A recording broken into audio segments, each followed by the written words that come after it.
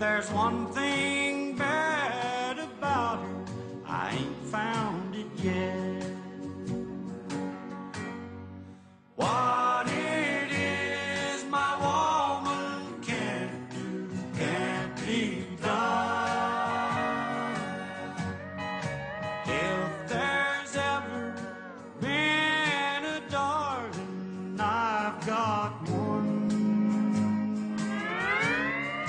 She beats all I've ever seen.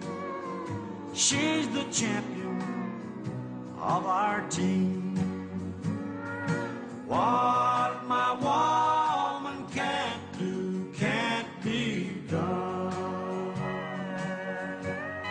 All right, and so we will have to interrupt this beautiful song requested by a beautiful lady down there in Beaufort to bring you our program. Our camera crew has indicated that we are okay to start. To you, Mr. Minister. Good evening, sir. Good evening, Champagne, and good evening to all listeners, Sky FM, and those following us on GVD channel 115, and those who are also on Facebook. It's nice to be here. You there, the voice is a bit coarse today, but it's primarily I have still been trying to figure out what is causing that during that. Maybe that would help. I don't think I have. But we are here on the night to all our regular listeners. And I know every day, because everywhere I pass, people. Well for ourselves. Oh, yes. Pass Nupewe, first cause, which is 80. See, we have Mr. Corney, who I think is about 103. And there was another lady in Bel Air in close proximity who died at 101 just, the funeral was just a couple weeks ago. So we definitely have some people. I am wondering whether Miss Dedet is not the oldest person in St. Lucia alive today. Because 110 is quite a few years. Yes, that's a long time. To have lived and to have seen. And I know Mr. Corney himself is very active for his 103. Although we saw Miss Dedet on the wheelchair, but she was very dead. She spoke very well.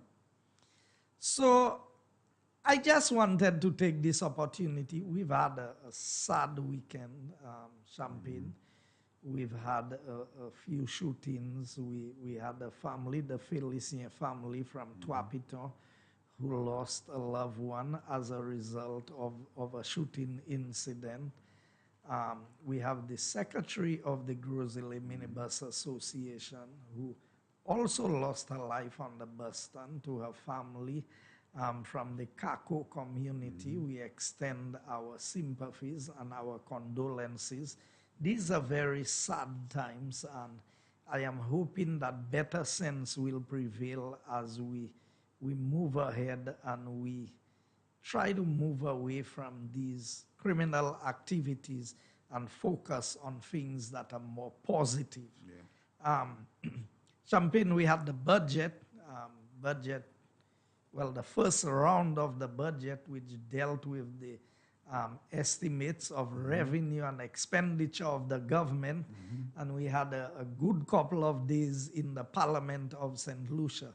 You know what really struck me is the level of unpreparedness of the members opposing. They could not even debate the revenues, the estimates of revenue and expenditure. Further to that, Champagne, and I will highlight some of this tonight as I go on, but it was the very profound statement made by the leader of the opposition in the person of Philip J. Pierre, who already indicated to all St. Lucians that if the election, they would have a lot of difficulties raising money. Or for that matter, they would not be able to raise money. Now, can you believe that Dr. Anthony, when he was Prime Minister, in that interview with JDR, said that they went to the market and he said something happened that had never happened before. Now, I want the people of St. Lucia to think about a moment. If a government is not elected yet, and they already tell you they will not be able to raise money or they will have difficulty in raising money, you really put in your hopes on these men and women to be able to run a government that will benefit St. Louis matters. Because the closer the minister was Senator Stanley Felix at the time. And when it was ratified, because when you make a decision in cabinet, 1 week later, that decision is confirmed or ratified. And the persons who are present, Dr. Anthony, Philip J. Pierre, Harold Dalson, Sean Edwards, Stanley Felix was there this time, Dr. Fletcher, Emma Hippolyte, Moses Jean-Baptiste, Victor Lacombenier, Dr. Robert Lewis, Lon Theophilus, and the Attorney General. Absent was Honorable Alva Baptiste and Alvina Reynolds. So while these were present when the decision was made, when it was ratified, the two of them was not present. Now, why am I going down that road? Because you continue to hear about investigation. Why would you pay $3 million for an investigation and hide the report? Now, as I indicated, the report is here. I have had discussions with the persons responsible in government for this, and we are looking at what legal implications or what legal action can be taken for that report. Because you cannot go and investigate people and then hide the report and always making reference to report. The report is garbage as far as I'm concerned. So can I interject, Mr. Minister? If you're going to take action regarding the report, who are the action going to be taken off? Is it the past government? Is it the party? Is it an individual? Because the Labour Party is not in office. And that was a cabinet conclusion, wasn't it? Well, no, we're looking at when we say action, not necessarily court action against, but to clear the air on this matter. Because it is evident that they found nothing in the report. But yet still you hear all kinds of comments and statements being made. For my part, I just want the report released. Now, in the agreement that they signed with the forensic auditor, that if you publish the report, you can be sued. Can you believe that? Can you believe that a government would pay $3 million for a report? And now saying that so these are the things that we are looking at as to, because you don't want to do things that would implicate the government, because it doesn't matter which government made the decision. Whichever government that is there must abide by whatever decisions that was made at the time. So the report has to be made a secret, is that what I'm understanding? Yes, that is basically what it is. So what is the sense of the report in the first place? That is why we've had difficulty in releasing. So I want St. Lucians to know that when you hear about investigations going here and there, if the Labour Party had anything on Guy Joseph, I would not be seated here today. No, you would not. And that report, that commission, or the forensic audit. Now, this is not a regular audit, which is what is going on presently with the minister's account and other things that transpired in government. When you do a forensic audit, it goes into much greater detail. You know, one person who saw the report that we paid the $3 million for, what the person said to me, any secondary school child in St. Lucia. Because all the fellas did was went and pick up all pieces of document everywhere in government and put it together. The report is weighing about 70 pounds from what I gathered. Wow. The paper my goodness. On which, think of that, more than a bag of cement. Yeah. Oh, no. 2 bags. A bag of cement is about 94 pounds, so just a little less than the weight of a bag of cement. Oh, yes. So that should tell you. So if you commission a report on the 7th of May 2012, you couldn't get the results to do what you had to do. So that is the fake news of the Labour Party in trying to mislead the people of St. Lucia. I have other documents that I want to share. You know, we hear about PPP agreements. We hear all kinds of things that the Labour Party have attempted to do. Now, I spoke about the dolphin recreational area. Let me just get. So, when we look at the documents that are before us, so the NICE program, how many times have you heard the Labour Party come to the parliament and say that the UWP fired the people and stopped the NICE program? Now, I have cabinet conclusion number 259 of 2012, dated May 7th, 2012. The following cabinet conclusion is submitted for your attention. National Initiative to Create Employment in St. Lucia 2012. Cabinet considered a memorandum dated 30th April 2012 submitted by the Office of the Prime Minister and noted the proposal for the establishment of the National Initiative to Create Employment, NICE, in St. Lucia. Cabinet also recommended a name change for the second component of the project from Infrastructure Works Project, IWP, to Infrastructure Project, IP. And the addendum to this, or the attachment, says the time period is for a duration of 36 months. And it's right here. 36 months. So if you establish a program in May of 2012 for 36 months, 36 months is 3 years. How could we have stopped your program when we came into government in 20, when the already ended? That's right. So these are the lies that the Labour Party continue to put out there to mislead the people of St. Lucia. You've heard a lot about the airport, Champagne. Again, Cabinet Conclusion 384 of 2015. Cabinet Conclusion 384 of 2015. Here's what it says. Public-private partnership transaction.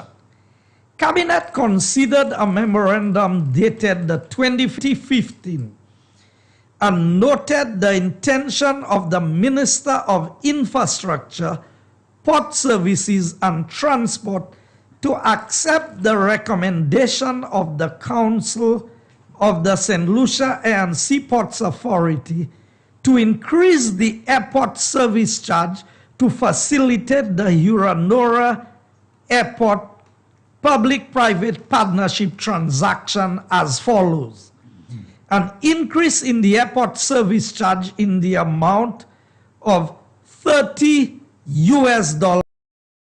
of the new airport charge. How many times have we airport free? Yeah. Combien coûte Labour Party a dit nous ka joindre airport la free? Gouvernement paten pour payer. So this $55. Now remember, so let us put that in perspective. And same people who accuse us of friends, family, and foreigners would now be giving our airport to a foreign company and would be giving them $55. Solution? No way. So these are the lies that the Labour Party continue to peddle. And for 30 years, huh? And imagine 30 for years. 30 years. And you know, at that amount of money, in less than 15 years, we paying the whole airport. And all the rest of the money remains with St. Lucia. These people would be making over $1 billion over that period That's of a the lot of project. So tell me, who is for St. Lucians and who's against St. Lucians? Now, let me give you another one. Cabinet Conclusion 454 of 2013. Public-private partnership for the construction of the Mocha and Deville bridges. Mocha is in Soufrière, Deville is in Choiset. A PPP arrangement. Here's what it says. Cabinet considered a memorandum dated 21st July 2013 submitted by the Department of Finance, Economic Affairs and Social Security and approved the request on behalf of the Ministry of Infrastructure, Port Services and Transport to engage CIE Construction and Industrial Equipment Limited in a public-private partnership, finance and build to undertake the construction and rehabilitation of the Mocha and Deville bridges in the fiscal year subject to the following terms. Now, who are the two people? The Minister of Finance was Dr. Kenny Anthony. The Minister of Port Services, Philip J. Pierre. And the Minister of Finance is saying that he was approving that project on behalf of the Ministry of Infrastructure. But here's the nice part of it. Here are the terms and conditions. Overall project cost is capped at 4.819 million. So if you cap the price at 4.819 million, do you have a final price? No, you already capped it. You cap it, which means that you don't want it to go above that, but you don't know exactly what it is going to work out to be. What is the accusation you're hearing that the Labour Party is making about St. Jude, about this, about that? You see, that is why I said in the Parliament, everything that the Labour Party did when they were in government, when somebody else does it, the Labour Party finds fault with it. And here's a classic example. But here's the best part. Interest rate was at 6.5%, repayment period over 4 years with interest compounded quarterly. You heard how the interest was calculated? Yeah, every quarter. The interest was compounded quarterly.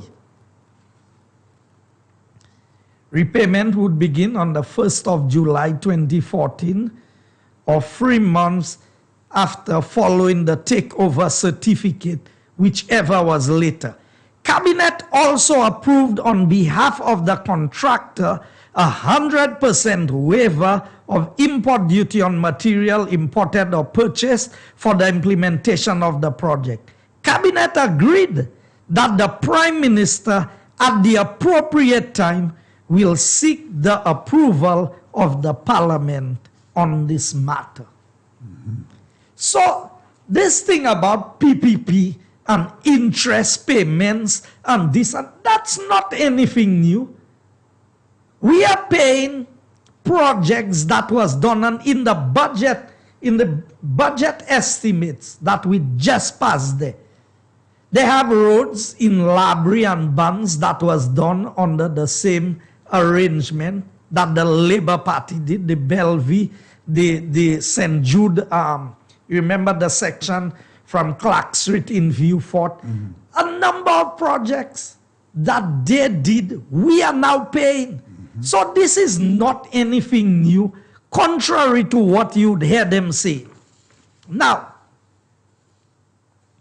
here's another one. And I want the Labour Party to challenge the information that I am presenting. You heard about direct awards. In 2010, 2011, the value of projects given through direct award was $56,398,136.01. 2010, 2011 would have been a UWP government. In 2011, 2012, which would have been shared between UWP and SLP, because remember, SLP came into government.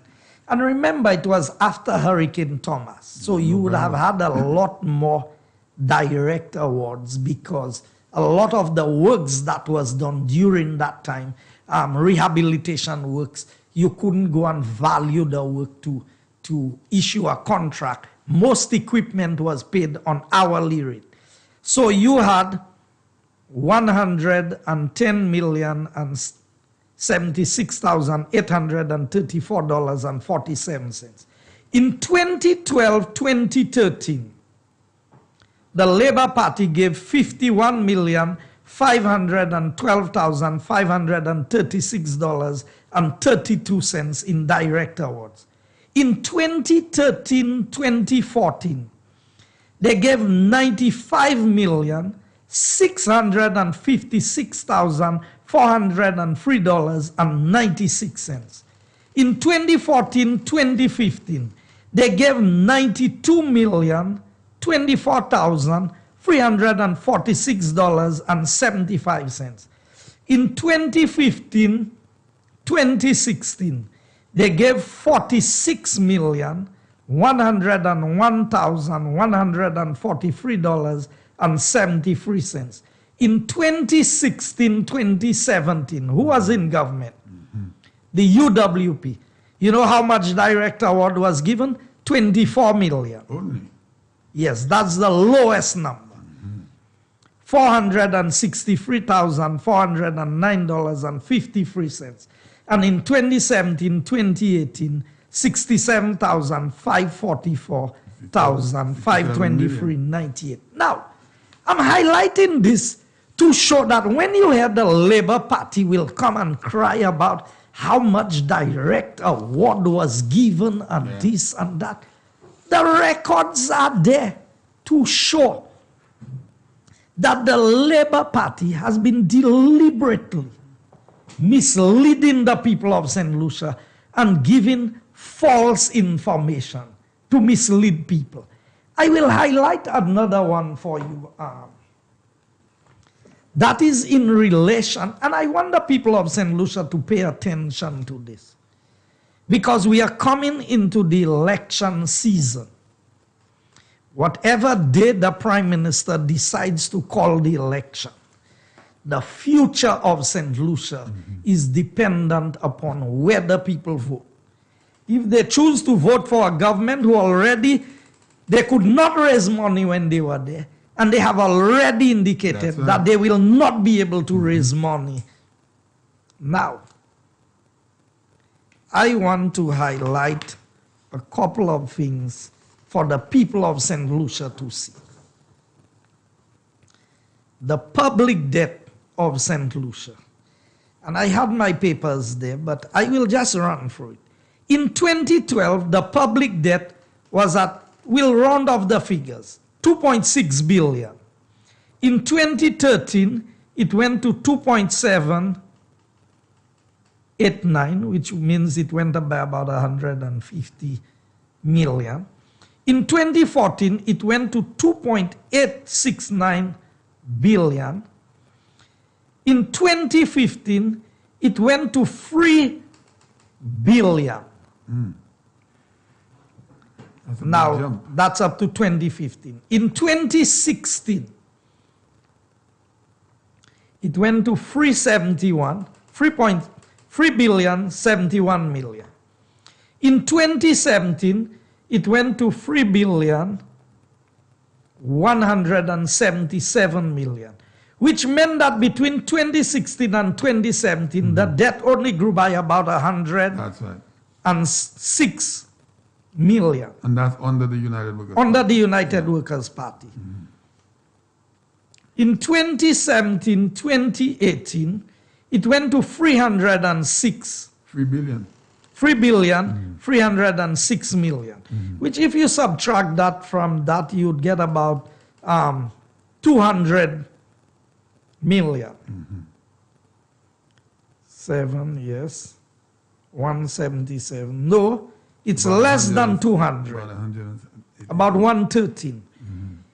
In 2019, it went to 3,417 million. Which meant that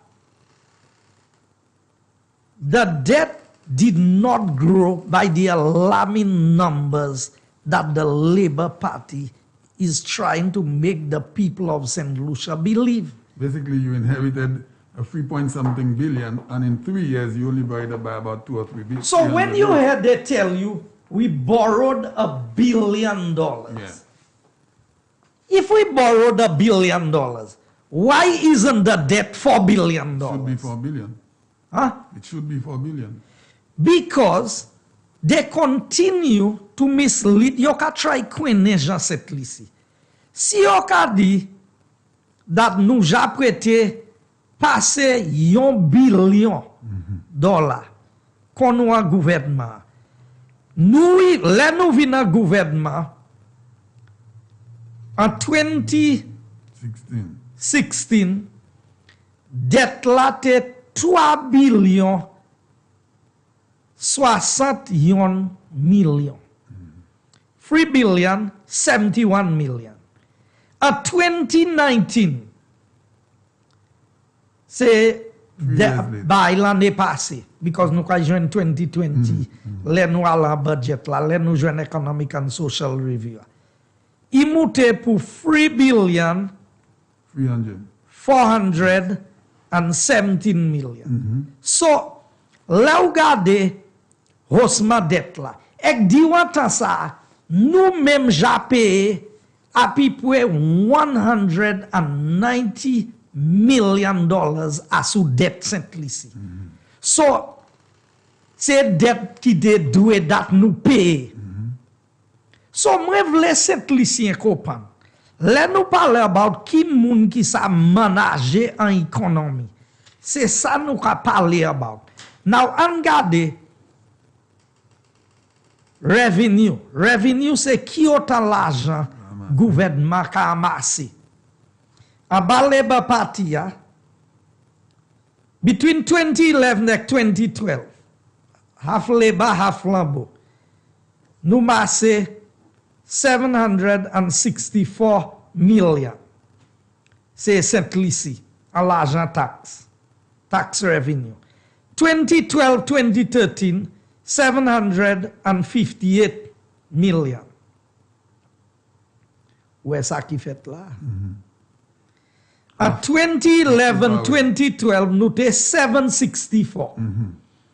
Première année qu'on les bat, ça il fait. Il descend. 758 million. Then, en 2013-2014, il monte pour 820. Vous savez pour qui ça il monte là?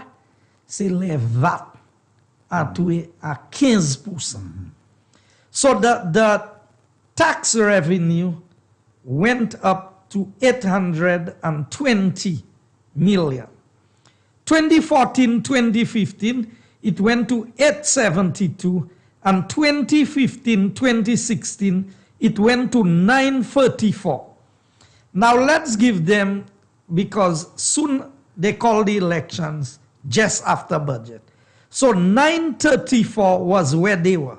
Now remember, in 11-12 when they came in 12-13, their first full year, the revenue went down. In the first year of UWP, 2016-2017, it moved from 934 million to 977 million. It went up by $43 million. Okay? In 2017-2018, it went up to $992 million. In 2018-2019, it went up to 1,036,000,000, which means that between 2017 and 2018, 36 and 8, that's 44. 6 and 8, 14, 44. So it went up by another 44 million. So, si vous regardez, amount l'argent Saint-Lucie commence à générer en bas gouvernement flambeau. Les Labour quitté, when the Labour Party left office in 2015, the amount of money we had was 934 million in tax revenue.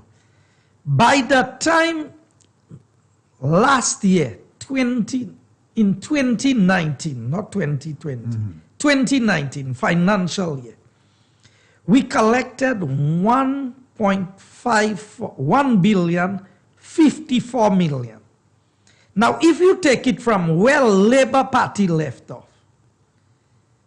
934, we had grown the economy by over $120 million additional tax revenue. Now, we did not do that through increased tax. We did that by decreasing tax. Yep. Can you imagine that, champion? 1.5% VAT reduction. We reduced VAT by 2.5%. For Labour to have raised money, they introduced VAT at 15%. They increased water rates by 66.5%. They increased the license fee of vehicles. The UWP government came in, reduced the increase of the license fee by 50%, reduced VAT by 2.5% to 12.5%. Wipe off people's medical bills of up to about almost $14 million. Spend more money on the school feeding program. Amnesty on property tax. And the school feeding program and the school transport subsidy. And did not collect property tax. We have not collected property tax since we came into government. And yet still, we collected 120 million. We grew the economy by over 120 million compared to where the Labour Party left it. And I'm just talking about tax revenue. I'm not talking about other areas. I mean, who is better placed to govern this country? Who is managing the economy of St. Lucia better? The property tax, that is a huge generator of government revenue, you know. That is a huge tax collection. And then the government now has not collected 1 penny, you said, in 3-4 years. Yes, for the last 4.5 years, we've not collected any property tax. So what I'm saying, and I'm addressing that to the young people of St. Lucia, to the elderly, to the grown-ups, to everybody. How can you give a set of men with such a dismal record of performance like the Labour Party, how can you give them to manage the affairs? How many times does Dr. Anthony have to fail for you to realize that he doesn't have it? Yeah, he doesn't have it. And with Philip J. Pierre as his #1 person supporting him, what is it they have to show for their performance in government? Because that is what I want people to come to terms with. If they could not manage the economy in the best of times, Champagne, other than the Christmas Eve trough, which is not compared to Hurricane Thomas at all, the drought in 2010, the financial crisis between 2008 2010, You remember Hurricane Matthew? Happened just as we came into our first year in government, almost wipe out the entire banana industry. All of these things. And under every UWP government, we have been able to manage and to grow the economy. I mean, the Prime Minister Shasni, has done the most amazing job in managing this economy, even in the midst of a COVID crisis. I want public servants to remember that the Labour Party came to Parliament to cut your salaries by 5% across the board. A UWP government, even in the midst of a COVID crisis, has kept all of the workers and have paid salaries every month. Yes. So what does that tell us about management? I mean, I have to highlight that again. When they tell you we are not doing things for the people, we are not doing things for the people. The school feeding program in 2017-2018, we had spent $971,000. By 2019-20, we were spending over 1.1 million in the school feeding program. In the transport subsidy that the Labour Party government took out between 1997 and 2006, I want all parents in St. Lucia to remember that. The Labour Party stopped the school transport subsidy. Under a UWP government, the late Asen James, when we came into government between 2006 and 2011, reintroduced the school transport. In 2017-18, we were spending about 3.3 million. By 2019-2020, we were spending over $4 million in the school transportation. In the school bursaries, we were spending over 300,000 to help parents, needy children, with supplies for school, from uniforms to books and all kinds of other supplies. Scholarships, economic cost. As of last year, 2019, we spent over $1.5 million in it. Sir Arthur Lewis bursaries, we spent over $278,000 between 2018 and 2019. That is outside of the $16+ million that the government is giving in the college. So when the Labour Party will come and tell you we have not done things for the people, we have spent over $16 million in outfitting schools with computer labs, with doing things, with providing devices, learning devices, from tablets to e-books to laptops. Don't worry about what you heard the Labour Party saying. The record is there to show the performance of the government. And I want to highlight tonight, I heard they ask about St. Jude and about direct awards for St. Jude. Champagne, I want to run through a list. Now, I'm staying quiet as much as I can tonight because I know you have some numbers. But I also would like to play a part of your Parliament address. So if you would permit me when you think I should. Because you want to play it now? I want to play it now because I want for St. Lucian, those that didn't hear it, to listen to it because I think it is very fitting what you said. That was very, very important when you make the statement that you are not finishing St. Jude's. You are building a brand new St. Jude's. Yes. So I want St. Lucian to hear this, You know, because I think this is very... Because when you talk about finishing, you are talking about something that was started already, so you're finishing it. Exactly. We want St. Lucians to understand that we are building a brand new St. That is Jude. right. That is right. You ready? Give me 1 minute. Let me just get it in there. I want to get... Okay, I think I have it.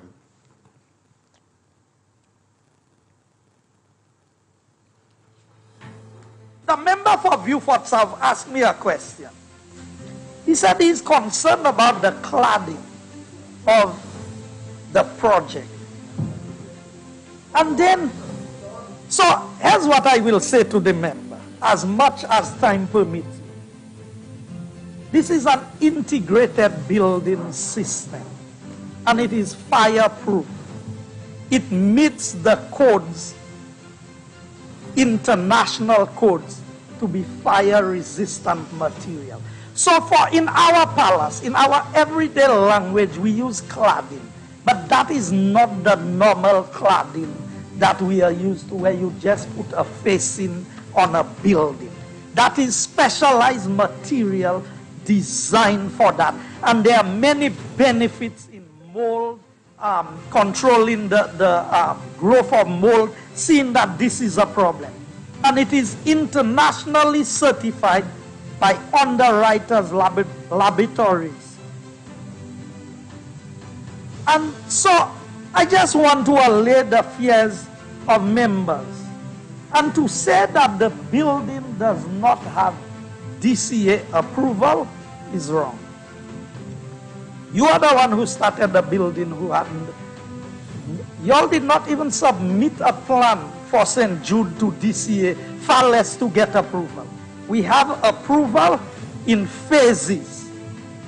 And the last phase that is going in is the fire, because they recommended sprinklers. And that is just something that is being worked on with the fire department. So you can call it monstrosity if you want. You can call it whatever name you want. I know that when this hospital is completed and we keep on hearing, finish St. Jude, finish St. Jude. We are building St. Jude, Mr. Speaker. That is what we are doing. We are building a brand new hospital. We are building St. Jude. You see, when you say finish, finish, which means you are continuing something that was there. We are building a brand new state-of-the-art hospital that will meet international accreditation. That's right. That is what we are doing. I just wanted to play that, Mr. Yes. Mr. Minister. So, Champagne, this is a statement that I presented in the Parliament. Statement on St. Jude Hospital by Minister of Economic Development, Civil Aviation, Housing, Urban Renewal, Transport, Honorable Guy Joseph. Now, when you make these things a document of the Parliament, if anybody can find that the information that you have given there is misleading, they can get the Speaker to take the appropriate action. Mm-hmm. Now, I will read a couple of sections. It says, when the previous government came into office in 2011, that's the Labour Party government, the plan to move the patients from the stadium changed, and the project moved from a $26,123,686 in 2011 to $178.7 million in 2015. There was no budget left by the former administration to pay for the $178.7 million of the project. Now here's what they said about works. And they said that, oh, they want to know whether project went out to tender and what happened. Here are the projects that was given out. The contract sum and the date. Now, civil and building works, $9,965,000 on the 6th of August 2012. That's direct award. Civil and Building Works, $4,627,813.11. 13th of February 2014. Now header dates, that's one direct award. Civil and Building Works, $1,033,405.95, 13 February 2014. So 2 direct awards on the same day. Civil and Building Works, $11,494,693.90 on the 14th of December 2014.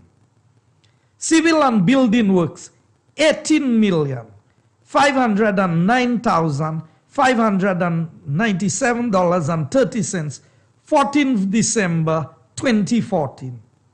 Civil and Building Works, $15,027,050, 14th December 2014. So 1, 2, 3 projects, 11 and 18, 29 and 15, call it almost $45 million worth of direct awards. In a month.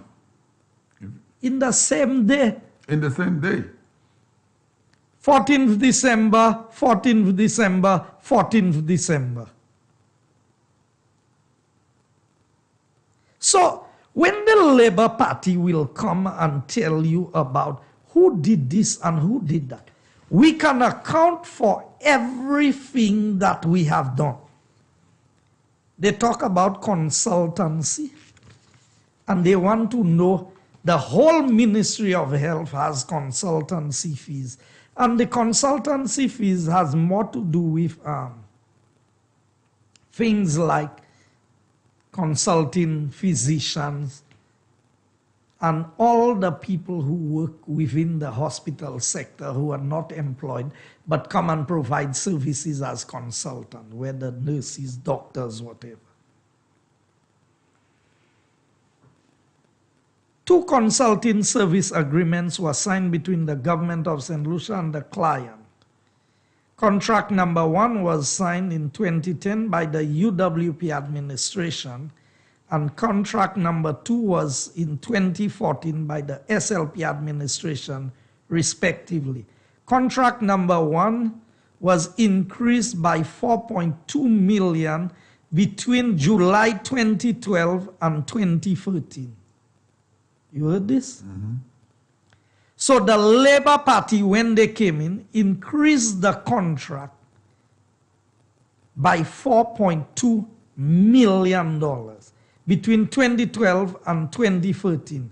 And contract number 2 was awarded in April of 2014 with contract 2 claims at $6.7 million by 2016. So contract, it's amazing these numbers. So just on St. Jude, that did not have plans that was approved, did not even submit to DCA the approval of plans. You paid $10.8 million in consultancy fees. Now, if they want to know more about consultancy fees, because I tell the Labour Party, do not come and lie to the people of St. Lucia, because the truth is recorded. You cannot hide from what the truth is. RDP, and that is from the Office of the Director of Audit. Mm-hmm. That's not a political paper. That's an audit report. And the Audit Department of Government is protected under the Constitution, if my memory serves me right. RDP Consultancy, DIWI was given a consultancy at $7,402,840.67. That is the consultancy fee they were given for the Vieux-Fort to Soufrière Road, and there was the road in Pays-Bouche, Babono, I think the Trois Pitons Road, and the one down in Grand Rivière, Dennery, or one of these areas down there. So they gave them a consultancy of $7 million. You know how much they ended up paying them? $21,570,585.78. From 7 million. From 7 million. Consultancy fees went up by 200%. Because 7 frees is 21. That's right. So, but these are the people who want to come and tell you. Talk about consultancy. Yeah, I heard Hila in the house talking a lot about that. You know, why would we even engage a Labour Party? Why would we even be speaking to the St. Lucia Labour Party for the level of nonsense that they have done with the economy of this country? You know, they have criticized Ojo Labs. Ojo Labs currently employs about 324 St. Lucians, young people who are being paid good salaries. Now, remember, we are talking about COVID, and we are talking about young people. When the Labour Party was in office, youth unemployment went to about 44%. During the first 4 years of UWP, we had brought down youth unemployment to 34%. Now, you ask how we did it. Now, KM2 was there already. But presently, KM2 employs about 1,400 people. Today, we have Red Booth in Grosile, in Rodney Bay area, employing about 40. You have another Velox, another 200. You have ITEL BPO, 550 employees. ITEL BPO was open during COVID in St. Lucia. And you are talking about ITEL and Ojo being in the south of the island.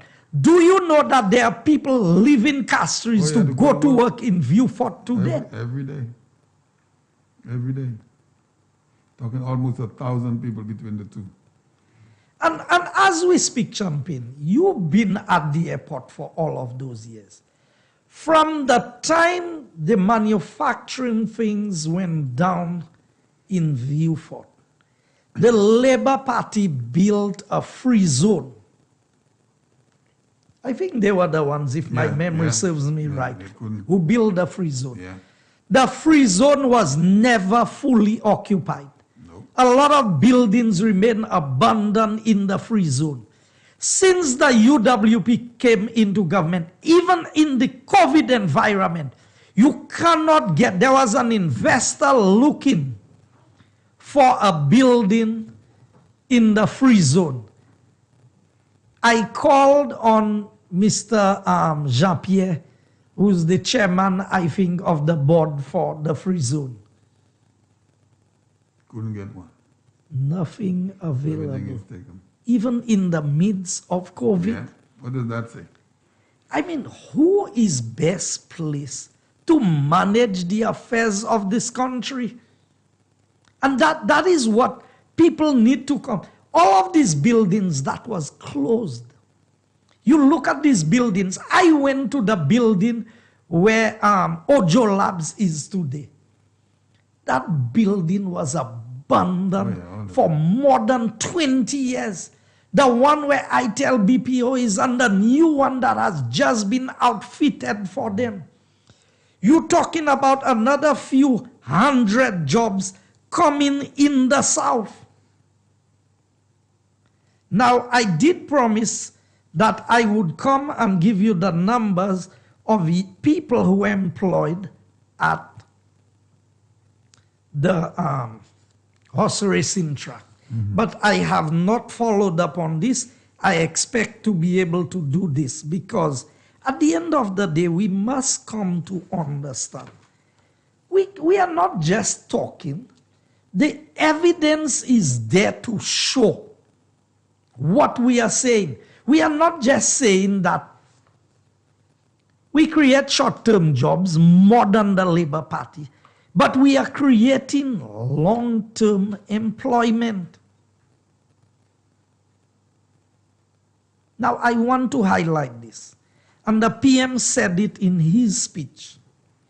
Mr. Speaker, a comparison of the movement of the central government debt stock over the past decade from 2011 to 2020 shows that the average annual increase between 2011 and 2015 was 9%. 2011 to 2015, who was in government? The Labour Party. So the average government debt moved up by 9%, compared to 4.89% in the period 2016 to 2011 to 2020. 2016 to 2020, which means that the debt under a UWP government has grown by about half of what it was growing under Labour. Yet still you will hear Labour Party making so much noise about who's managing the economy. Now here's the best part, Champagne. Mr. Speaker, despite the borrowings undertaken in recent times, the government placed special emphasis on concessional financing, which has led to the lengthening of the average time of maturity from 4.9 years in 2016 to 5.7 years in 2020. Further, we recorded a lowering of the weighted average cost of debt of 4.86% from 5.31% in 2016. So we accomplished two things, and that's why I tell you, you could not have a better prime minister than Prime Minister Alan Shasney, because all the numbers are showing you that the policies introduced by himself as leader of the United Workers' Party, supported by his cabinet and the technocrats within the government, has resulted in positives. All of it are turning out to be positive for the country. So what has happened? When we came in, there was a lot of short-term debt. And you know, with short-term debt, every time you have to roll it over, is big commissions you have to be paid. So the Labour Party used to take a lot of treasury bills, which roll over every 90 days. Every 90 days, you have to be paying your commission on this to the people who have to put it back on the market for you each time. So you know what? We moved away from a lot of the short-term debt, and so where the debt maturity was 4.9 years, we've now taken it to 5.7 years, almost an extra year of time. And we've moved the interest rate, which was at 5.31% on average, so if you look at all of government debt, to 4.86%. And we are still working to reduce the interest rate further. You know about refinancing. Sometimes you have a loan and all of a sudden, when you got the loan, it was at 12%. And the bank has a special of 8%. You go and you refinance, refinance. and you make savings on your interest. This is what the Prime Minister has done. And that is why I'm telling you. People will tell me, people come to me and they talk to me and they tell me, oh boy, you know, the government, the politics, you have to look after the politics. You have to look after the politics, but you have to run the affairs of the country in a manner that a future will be secured. And that is what Prime Minister Alan Chastanet has been able to do. No. You know, when you make a statement, Mr. Minister, we have to come back to that, of they don't know if they'll be able to borrow any money. You have already declared defeat. You are saying to your people that if I get in there, there's nothing I could do for you. I will not be able to borrow any money to run the affairs of the country. That is what you're saying. So just on that statement made by the minister, the member of the Labour Party, the opposition leader, the St. Lucian people have no reason for voting into this party. But you have already declared that you will not be able to borrow money. A small country like St. Lucia. But they have never been able to raise the adequate money. That is why they went to all of these short-term borrowings. But Mr. Minister, I understand that for a little bit and help me out a little bit. A small economy like St. Lucia, a small country that depends on borrowing. We must depend on borrowing. We must borrow. Okay, and we must be able to pay back. Yes. If you, on the onset, you come there, you come in and you say that you will not be able to borrow, what are you saying to the people? But why are you even running for office if you will not be able to borrow? So, Champagne, with no crisis under the Labour Party between 2012 and 2015, they increased the debt of St. Lucia by $363 million. Between 2017, 2018, and 2019, a UWP government has only increased the debt by $240 million. So, contrary to what you hear the Labour Party saying, Prime Minister Chastanet is a very shrewd and very conscious person in terms of managing the economy of St. Lucia.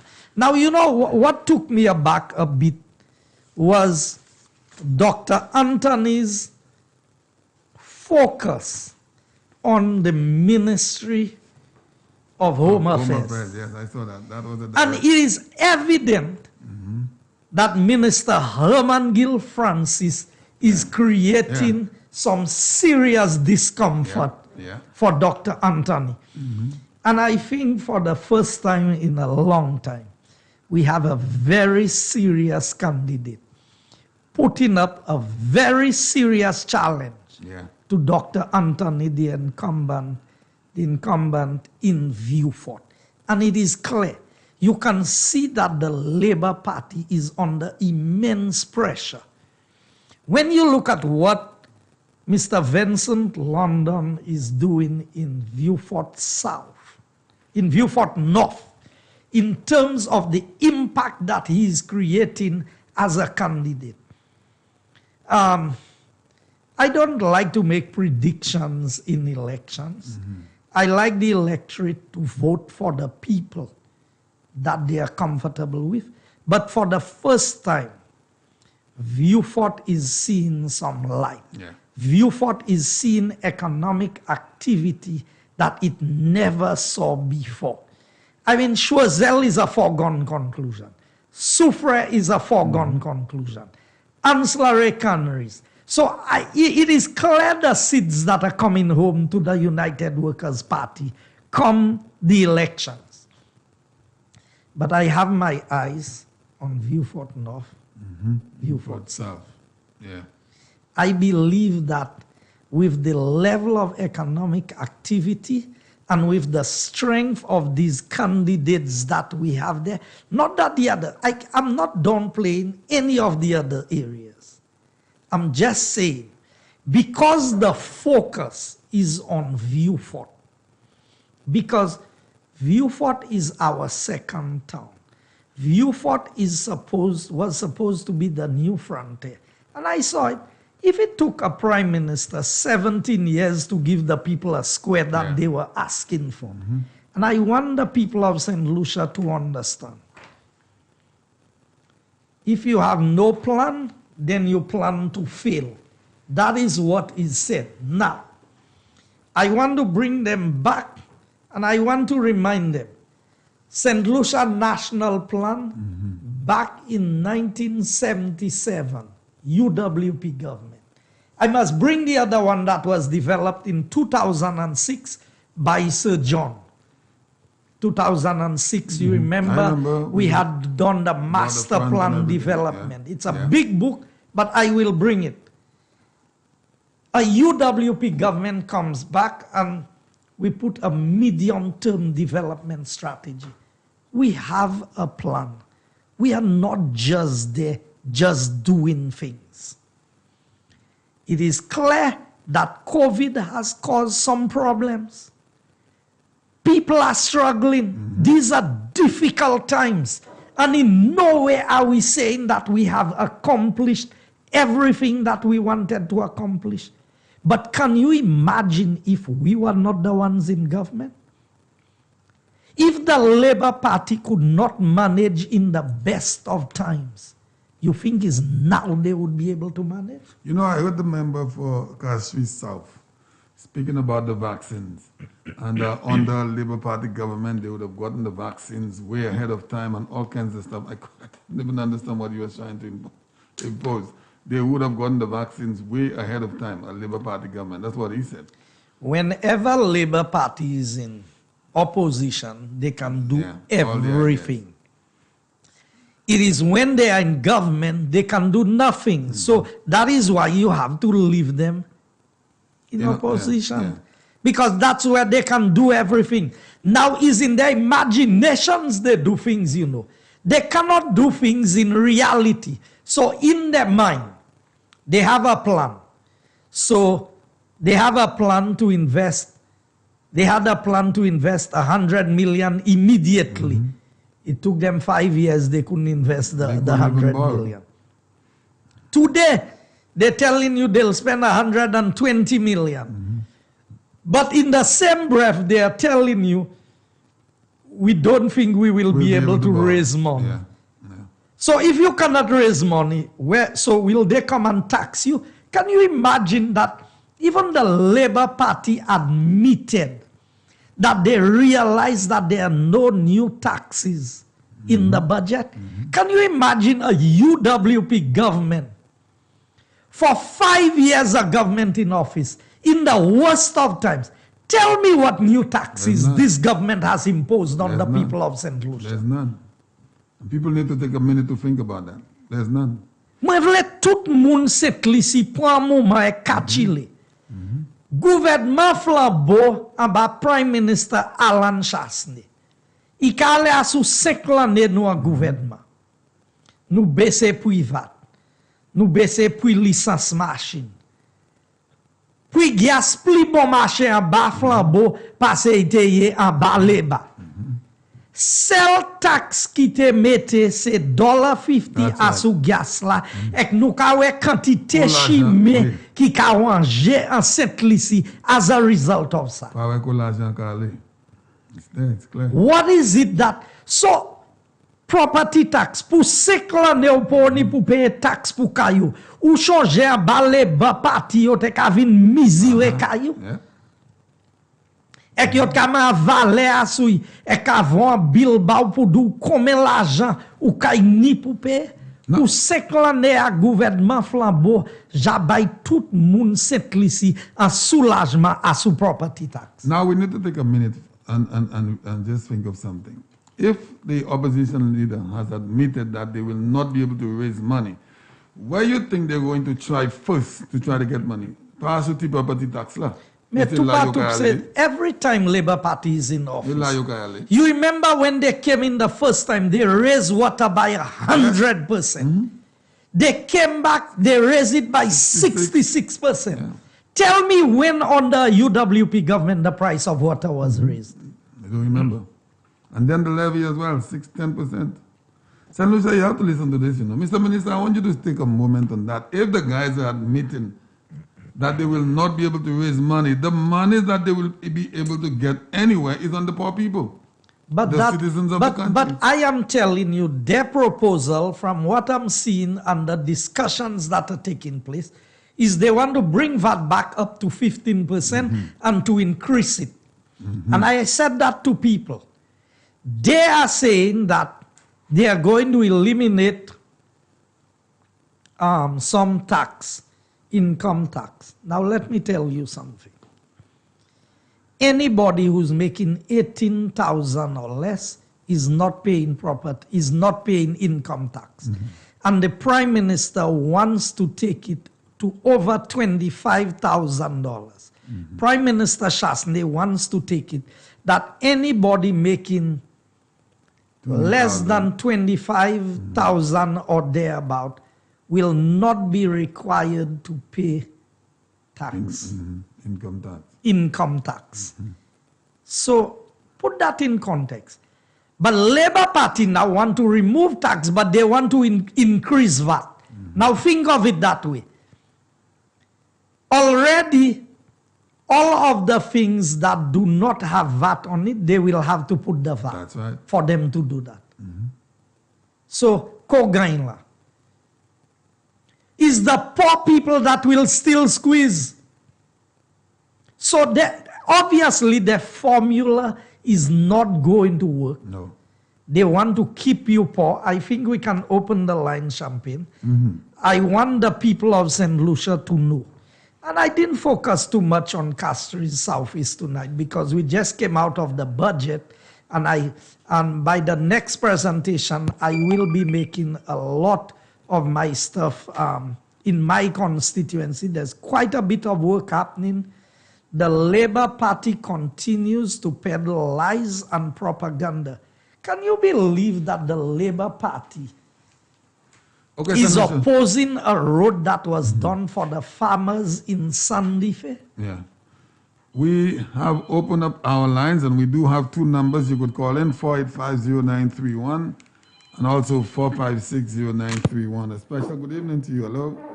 Yes, good night. Good night, Minister. Good night, Champagne. Good night, Good sir. night. Yeah, one problem that I have, for so long, Minister Guy, that you come in on the radio, in Parliament, asking those guys, you challenging them about all the wrongdoing they're doing, and plus what they say you're doing. And up to now, no one have come forward. No one have taken that challenge. It is time for us in St. Lucia to demand that thing and to not leave it for you or for them. You know, I would like, you know, to have them, anyone, like Dr. Healer, you, come on national TV. Bring all your papers together. Bring every wrongdoing that, you know, that they say this government is doing and prove it. So caller, if you have challenged them and they refuse to come, how do you get them up there? Well, this is what I'm saying, because the pressure of the public can have them to do something.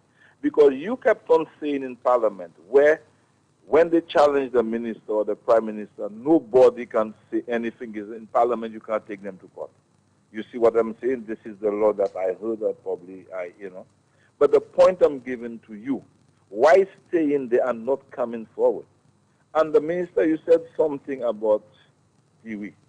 I remember a former Labour minister. I was a close friend of mine, used to talk very, you know. But now he resigned from the Labour Party and he moved to his private life. One thing I remember he said to me, as far as he concerned, at that time when the Dewey was doing all the wrong things, that he wished the government would have take Dewey and just throw Dewey in prison. But I didn't go further to ask any more questions because, you know. But now I'm hearing what you are saying. right?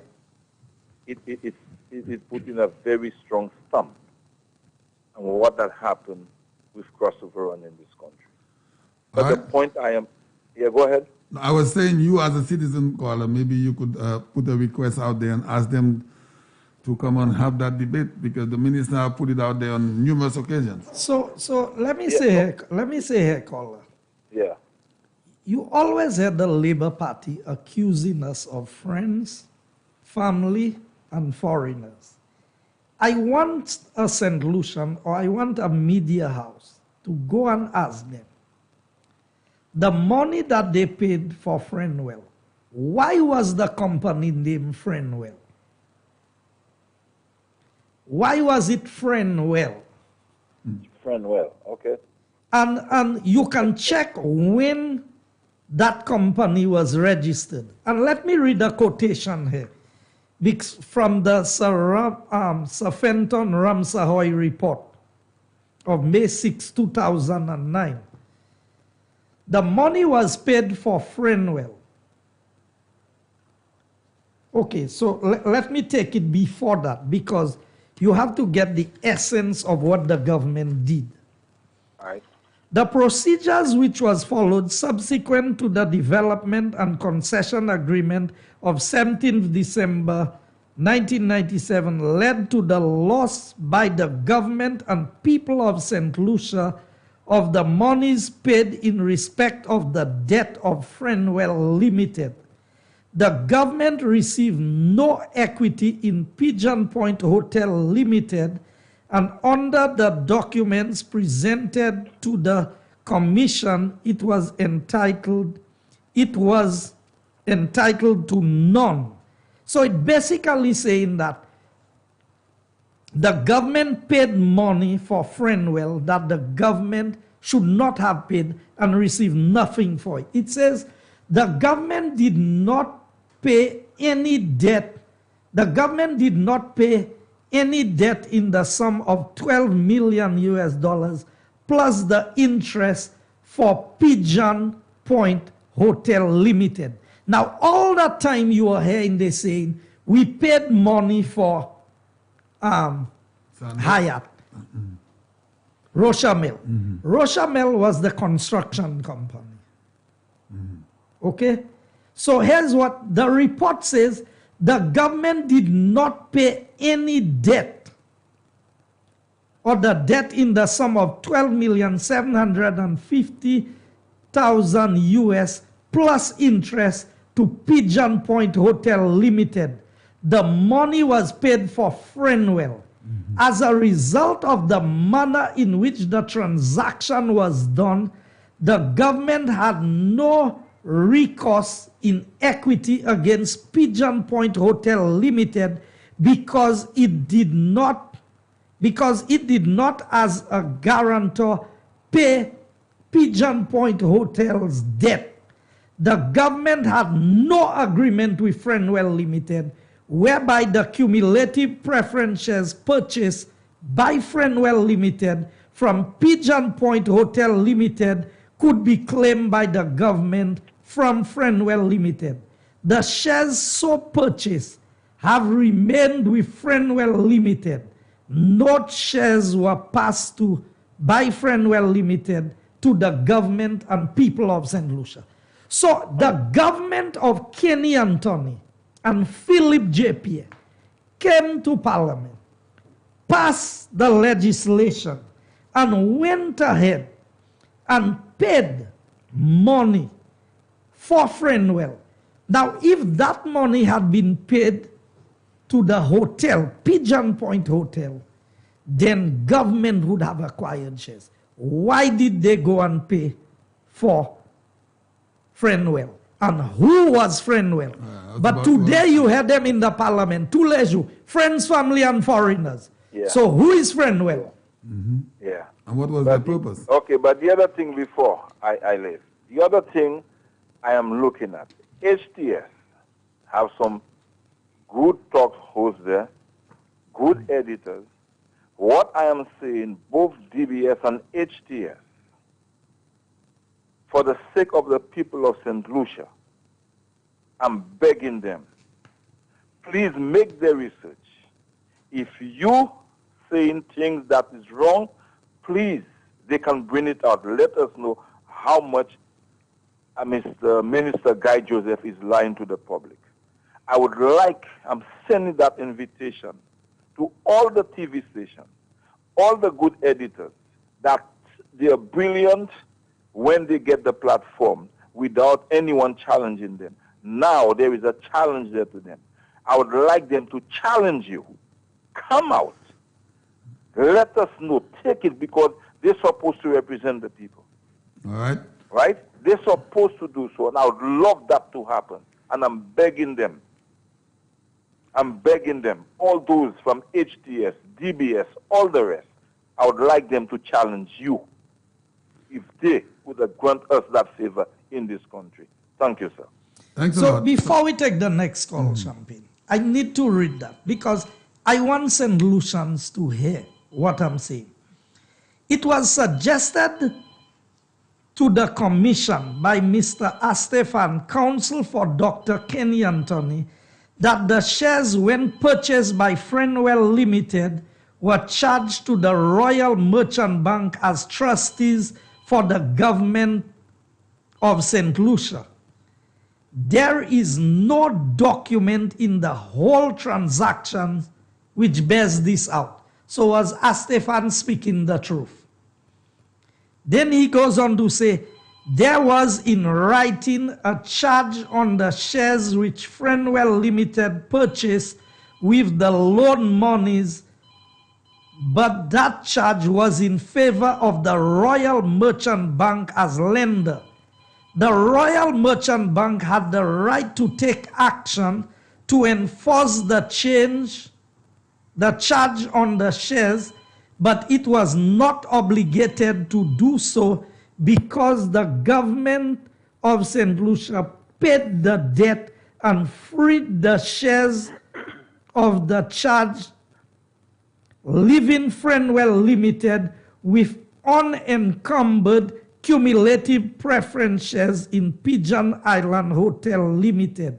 It was argued that it was argued for Dr. Anthony that the shares were valueless because the failure of the Pigeon Point Hotel Company.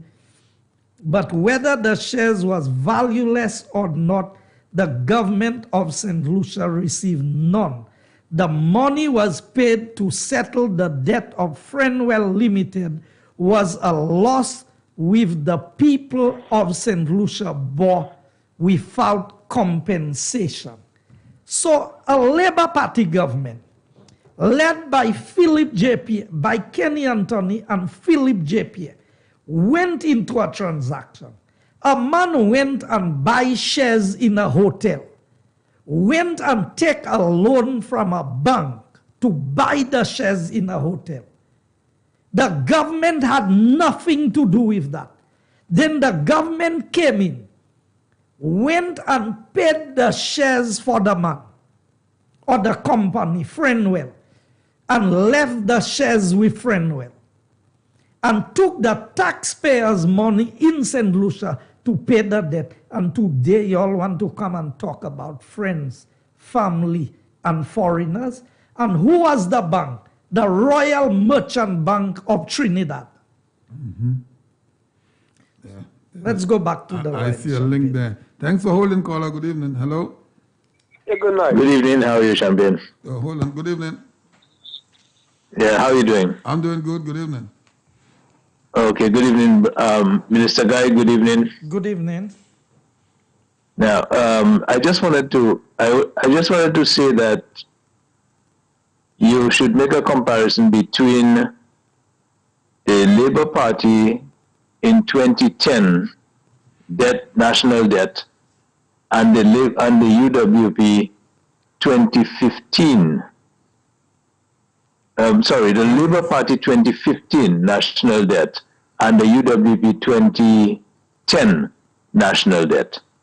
Look at those two figures so that people can understand that it is not the UWP that brought the debt to $3 billion.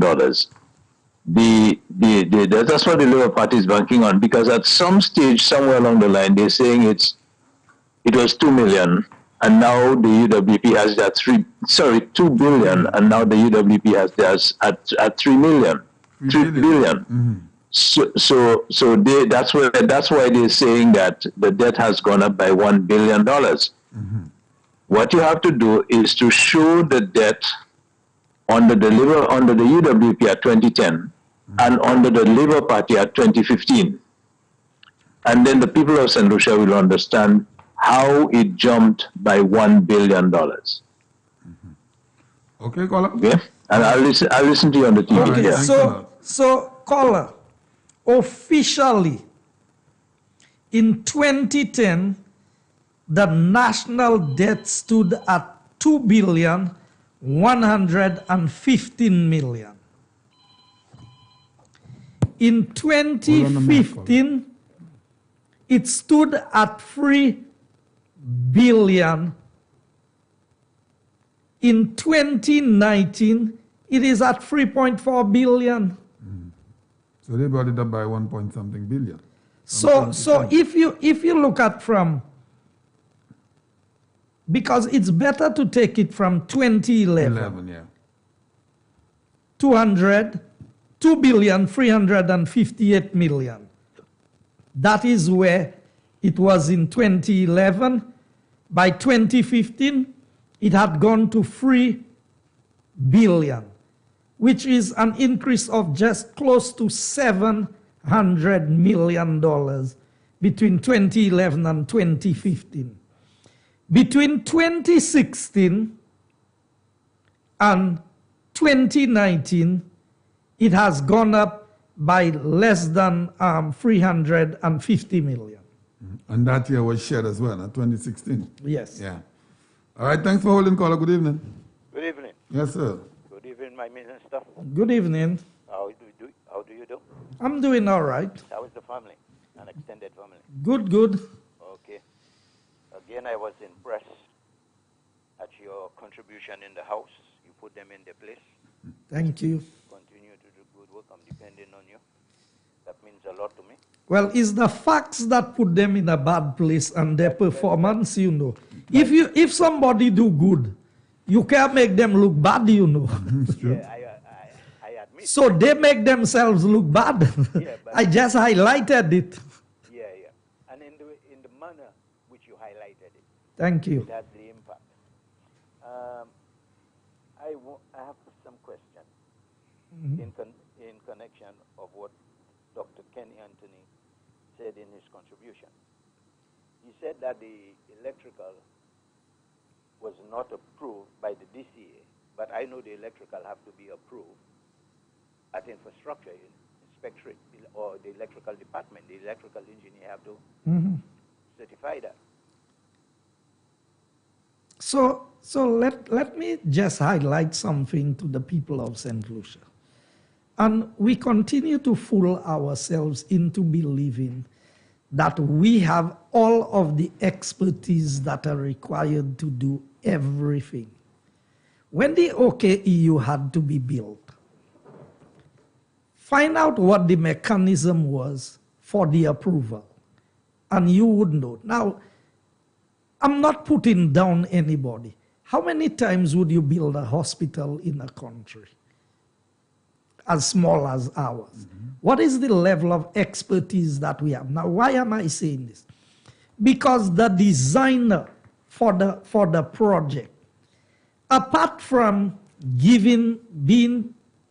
providing all of the technical expertise that are required, have given a guarantee to the government and the DCA, because some of the things that need to be reviewed, we do not have the local expertise to do so. So what they have done is they have put their own reputation on the line by giving a guarantee that if anything was to go wrong, that they can be held liable.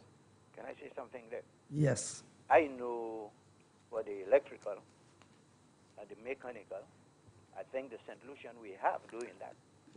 quite capable and qualified to do that. He's one of the best in the world. Yes, you're talking about Dr. Isaac. Oh, yes. Yes. Oh, yes. I have no doubt about that. You see, not Dr. Kenny Anthony cannot question that. Nobody in St. Lucia can question that. Mm-hmm. Okay, I stand by that. Okay, so I just want to know another thing he said. For the cladding, Mm-hmm. that you all have a Trinidad company, St. Jude's working. Is there any truth in that? No, the source of the cladding is Canadian. It's not Trinidadian. So, but I choose. Where does he get his information? I choose not to answer Dr. Kenny Anthony because he tries to lure people into saying things for him to come back and say he did this and he did that. And so if he wanted to know what was happening at St. Jude, I have invited them on several occasions to come and see. They went and have you remember they had a meeting at the gate of St. Jude in 2011, saying to give the people their hospital and give the sportsmen and women their stadium. That's the same Dr. Anthony that we are talking about today. Yeah. I have one more thing. I have already started my campaign, so sometimes when I call, I'll be... the development in Cap Estate and the NIC granted the loan. I was talking to some people, and they have some concern about we using the NIC money to give to a foreign investor. Would you elaborate on that? So, first of all... Just now, let me say, because the way they responded to me is like there's a level of fear. So I want you to remove that fear. Okay, so if you'll have to stay on the line so that another call does not come in. So first of all, the government had no say in NIC giving the loan. And NIC did not give money to the developer. NIC loaned money. They loaned money, and what they have as security for the money was worth 3 or 4 times the value of the money. That's the land. That's the land. Okay, I did mention that to So the individual. now, NIC, and you heard the debate in Parliament, if everything continues as is, by the year 2050, NIC will not have money. That was what was said. That was mentioned to me too. Yes. Now, how do you earn money? If you put money in the bank today, and you leave it there for 30 or 40 years, you might get a 0.5%, a 1% from the bank. But 40 years from now, the value of that money will be maybe 25% less, because the value of money is based on what the money can do at the time. So whereas you can buy a vehicle for $10,000 today, that same vehicle 20 years from now might cost you $40,000. So the value of money today, that's why they call the present value of money. And then the future value is depreciated, in other words, because you take into consideration inflation and all of that. Why am I saying all of this? If NIC does not invest the money that it has there, it will eventually go broke. Now, when you make investments, you have to make sound investments. Here's my problem. I want Emma Hippolyte, Kenny Anthony, Philip J. Pierre. Come and tell us about the investment in Blue Coral. How much that was cost? How much money they bought the building for? And from my understanding, the building, the investment was so bad that they had to convert it into shares, because I think it was between Bank of St. Lucia and NIC that put in the money into this. Now, let's look at Cabot. Cabot is a reputable company, a reputable developer. You look at the value of the work that they have done. And so, first of all, that was a very good investment because I'm spending 10 million, but I'm getting assets that are worth 30 or 40 million. How can I lose? That's 20 million profit. No, it's not even profit. It's security. Okay. At the end of the day, they will pay you back. If they default on the payment, what you have is worth much more. Yeah, that's why I say 20. So for anybody to sit here, and NIC has always been in the business. NIC makes investments outside of St. Lucia. The stock market. The stock market, and we know how volatile the stock market is. They invest in things overseas. Why can't they invest in St. Lucia, as we have seen?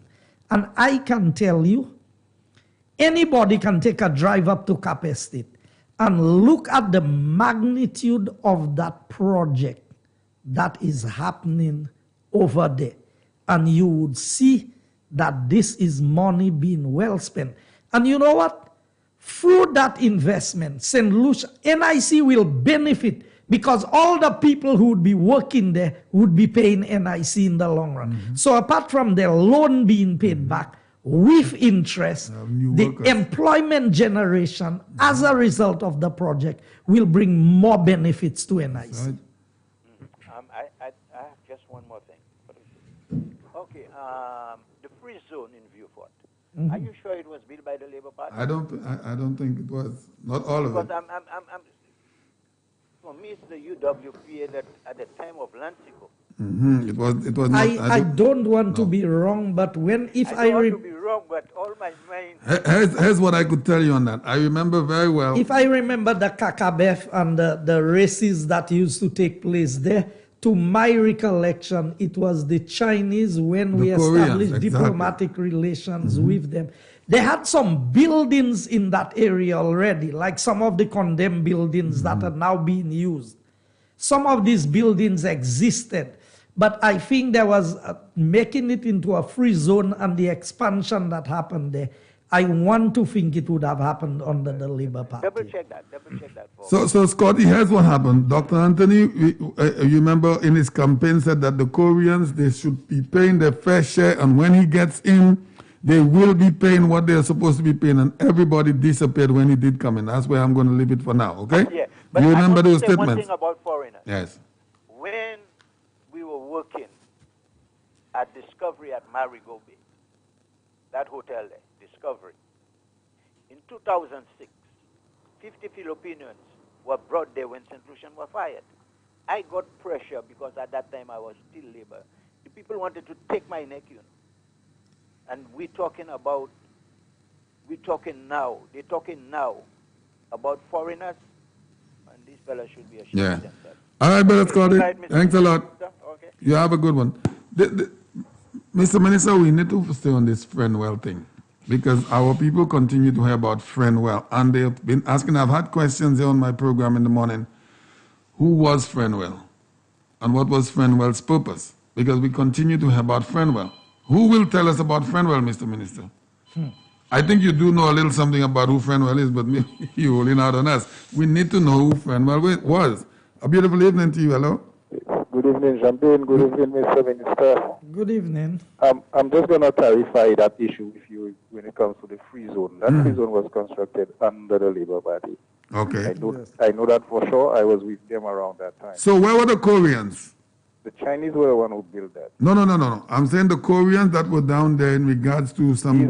These people were in the area where Home Depot is and where Baron Foods and these places are now. No, the Koreans were where Rice and Company is, because there was Kosher Mills and there was another one on the other side. There was the one with the glove factory and there was one with some t-shirt factory. That's the Koreans? The Koreans, yes. I remember the Koreans very well. That was before and then you had 97. Hotex on the other side where on the way to the mall. Yes, yes. But the Chinese were the ones who built that under the Labour administration. So you can give them that. The free zone is theirs. Yeah, but there was not too much activity in there anyway. No, and that's not at all. that's what I've said. As far Not at all. as my memory serves me, it was built when the Labour Party, because it was when they established diplomatic relations with the Chinese. I think that was part of the arrangement. So, Kola, do you remember any very significant activity in terms of revenue being generated in there after it was completed? No, sir. No, sir. That place was practically empty. Because it was built for the purpose it is today, but nothing happened there. Nothing happened. Yeah. Because if my memory serves me right, Champagne, they probably had about 3 of them that were occupied. Okay. Out of the many, because it was so empty once there was a car show held in one of them. I remember the car show. I went to a car show one time there with these vintage That's right. vehicles. And Ms. Hippolyta, I remember she brought some vehicle. I think it was electrical vehicles, electronic or something, whatever. Don't remember all of the details, but I remember a car show there. Well, today, caller, you heard the minister said he was trying to get a spot or some rental property down there, and everything is blocked off. There's no availability. Everything is taken. Gone. Everything is taken. Everything. I think they might as well, Mr. Minister, you might as well look for some other property to build a few more sheds. Some more practices. No, I believe, and my aim is that because we are looking at bringing the cargo port for in the cul-de-sac basin, is that we are going to have our own free zone in the cul-de-sac basin, so that both sides of the island can be adequately serviced, because you have enough commercial activity within the Castries basin. And I mean, I love what I see happening in cul-de-sac. Cul-de-sac is definitely developing beyond what people had expected. And had it not been for COVID, we would have seen a lot more activity down there. A lot more. And once again, thank you, sir, for the information. Well, points well taken, man. Thank you. Koala, before you leave, I was just thinking, I saw the trend regarding the Koreans and the Chinese, but I know you don't have too much time, so I will leave that alone. We'll talk about it another time. Well, I have time. Do you because have time? What I have a lot of time. What I'm sensing because the statement that I made earlier regarding the Koreans, did you remember that statement by the former Prime Minister about the Koreans have to pay their share and everything else? Do you remember that statement? I know, I can't. Okay, so I'm thinking maybe the Koreans left, so the Chinese were given that opportunity to build the free zones and to do trade. But that is just me thinking that way, okay? But it didn't work. I can recall, Champagne, when I was in the height of the campaign, because I was on the platform. I know. I was around the place. And that is one of the things that I spoke about, because, I mean, I was criticizing the United Workers' Party at that time. And then you had many of those Korean factories who came down and they packed up and they left. That's right. And the people did not get compensated. They didn't just leave, Koala. I'll tell you that. So one of my things that I spoke about, I can recall on that day when I first took the platform, was that these people, especially these people, with the record that they have, anybody else who comes into this country, you ought to deposit a certain amount of money. So if you decide to pack up and leave, there's something there to pay the workers. That I was, I spoke about well, you know the story of a former chairman of the Labour Party and what happened to the workers and whether they got settlement at all from Belfast. Yeah. But we're not calling names on this program. Yeah. We just highlight that people must not forget the things that have happened. Now, Champagne, after this call, I want you to put the phone off the line. Yes. Because I want to make a point. Okay, caller. offline. Thanks a lot. All right, beautiful. Have a good one. All right, we want to hold on the calls, callers, for 1 minute. A caller questioned, I think it was Scotty, about the NIC. We have been privy to some information when you're in government, but you have to be mindful about what you say. As far as I know, the NIC loan has been paid off. Paid off? Yes. All of it? All of it. Really? So let me highlight. when the Labour Party, and I want all St. Lucians who are listening to me to absorb what I'm saying there and pay attention to it. There are companies in this world who guard their reputation jealously, who their reputation is worth more to them than money. That's true. And clearly, Cabot came into St. Lucia with the expectation that they would have had a good relationship with the country and would be able to do things. You know what has happened? Because of all of this back and forth and their name here and there, the value of their name to them. So you know what? They paid off the loan with whatever interest at this point. But I know that if we had allowed the loan to run its course, whatever amount we made, we might have made 5 times that amount of money. But that is what the Labour Party continues to do to St. Lucia. Remember, they said they were going to write letters to tell investors, don't come to St. Lucia. They are threatening people who buy the CIP to say they are going to go back and review when they know they cannot do that. Everything this Labour Party is doing is to destroy St. Lucia. And when you look at the amount of money that NIC would have lost, can you imagine if they were going to make 20 million interest? Because they would have paid off the loan, maybe they might just make 4 or 5. They're going to lose. So look at how much money you are losing. And what you do, you're going to go and take this money now, deposit it in the bank to what? And it just sits to there. Get 1%, 0.5%, or 2%. But that is what the Labour Party is not mindful about the well-being of St. Lucia. Their desperation for power, they will paint the worst picture. And that is why when they are in government, they cannot raise money. Because the damage that they do when they are in opposition, when they get into government, people get scared of them. That's right. Nobody wants to do things with them. So that is what has happened. So as far as I know, as of last week, they paid off the entire amount of money to NIC so that their name will no longer be dragged in the mud by what is happening. And that is sad. Very.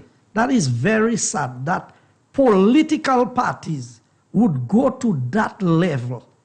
After you aspiring to be in government, you go into that level to destroy developments and investments in the country that you need. But that is the Labour Party. And those who want to support them, continue to support them, but we all will pay the price. Yeah, I agree. You can go back to that is good news. Thanks for holding, caller. Good evening. Hello? Hello, yes? Yes, sir. Go ahead. Oh, Champagne. Yes, sir. I just sent you a link to Gavin French and Frenwell on that same number on the WhatsApp. Okay, so you know the connection about everything about Frenwell. Frenwell, I sent you something to read on it. All right, beautiful. It's very lengthy, but yeah. Okay. Yeah. Right. Okay, thanks a lot. All right, beautiful. Mr. Minister, this news you just brought about the St. Lucians, I know a lot of... A beautiful evening to you. Hello? Yeah, me again, Champagne. Yes, sir. So let me ask the minister. So we lost a lot of interest. You must. We've lost a lot of money on this transaction. Wow. I mean, when we say lost, NIC got back all its money and it got it with some interest. But the expected you know what? interest. NIC now have to go and find another investor to go and invest with. And maybe the investor they will find will not be as secure as a Cabot. Why? But that is sad, because the same people who are contributors, who will need these pension monies in the latter years of their life. Look at what the Labour Party is doing. Yes, you want to attack us politically, but do not go after the reputation of credible business people who are doing business in the country. And that is to the benefit of all of us. It is sad, huh? This news. It is sad. I would love NIC to come out and and I'm hoping that they will, put out a statement to say if this transaction had continued, how much this is the amount they would have collected. Yes. But as a result of cutting short the transaction and the people paying off, this is what they have collected, and this is what the amount that they would have gained. Yeah. Honorable Minister, make sure you talk to the Prime Minister that the NIC make a statement on that, put that in the newspaper, whatever. If they have to come out on this program or any other program. Yeah, I believe with all the controversy that circulated the Cabo thing, so maybe. the people of this country could know before the election. I agree. What they have cost us. I agree. That would be very significant for us, all of St. Lucia, to know how much money we would have made and how much money was made. You know what I mean? And you know the Labour Party opposed the National Provident Fund when it was first introduced. And I keep on telling the people of St. Lucia, everything that the Labour Party has done is against St. Lucia. When the National Provident Fund was started, they were the biggest opposers of the National Provident Fund. You remember when we opened a development bank, when they came in? Of course. Yeah, that's the first thing we did. Okay. I was part and parcel then. All right. Yeah. So if St. Lucians and young St. Lucians do not allow people to think for you, do the research. The information is available. Is there. Speak to the people who know what has happened, and you would be able to make informed decisions. Yeah. They have a problem with Ojo Labs. All the hundreds of young people that work down there, we have heard that they will shut it down, and they don't like to say that. We have heard it. That is worse for them, because the people that are working there won't vote for them. I'm happy they are saying that. They are saying it. Their operatives are saying it. They have been saying that once they come, all of these things have to go. Yeah. So all of those young people will be out of a job. Will not vote them. You know the amount of young people, Scotty, that work down at those I heard it tonight. those places where the parents cannot wait for the fortnight so they could get a little $100. Those that don't work. You think these people are? And you are saying when you get in, you're going to shut down those ITR places. You're going to take the people bread. Yeah. And you know during the time of the NICE program, I know the businesses in Viewfort. I know the lawyers' offices they were working in. I know the business establishments who were members of the Labour Party, that they had these workers. As soon as the program ended, they did not keep any of these workers. They allowed all of them to go. And remember, it was supposed to be, the NICE program was supposed to be an initiative that you work with the company, and after the government subsidize you for a period of time, and then afterwards the company would keep you. The only company that is doing that now is Ojo Labs, and it is under a UWP government, and the salaries being paid to these persons working at Ojo Labs they are very good salaries, because they are young people in Castries who are living and traveling every day to go down to Viewfort and work. You know what a young lady told me? That's the best place I have had the opportunity to work. The atmosphere, the treatment that they receive, the way management deals with them. It's a very good working experience with Ojo Labs. Everybody goes home, transportation picks you up, drops them off at home. Have you seen the kitchen down there that is made for the staff? Beautiful. Well, okay. All right, Scotty, thanks a lot. Have a good one.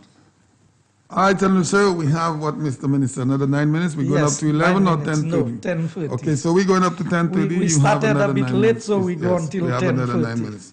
And Mr. Minister, this is the thing. When you are threatening young people's livelihood, the people at Ojo Labs, and you saying if you get into power, you're going to get involved with shutting down Ojo Labs and shutting down. I mean, what are you saying? But they did that. What happened with Bell Fashions and them? What happened to all the places that was operating in Viewfort under UWP government? You remember all these factories that were doing all of the things they were doing? Yeah. What happened to them? When Labour Party came in, a lot of these things disappeared. I don't see the reason why somebody should say they're getting up on a Monday morning and vote for the Labour Party. I don't understand it. Hello, good evening. Hello. Champagne, good evening. Good evening, sir. Good evening. Mr. Minister, good evening. Good evening. Okay, Champagne, Mr. Minister, that just teaches you how bad managers of money these guys really are. Okay, because, you know, I was trying to get the line before Scotty beat me to it. That so a friend of mine was just called and tell me that Ojo the Cabot has paid the loan. Yeah, the minister said that. Yeah. So yeah, you check what I mean. But the fact is that these Labour Party people do not have a clue about governance.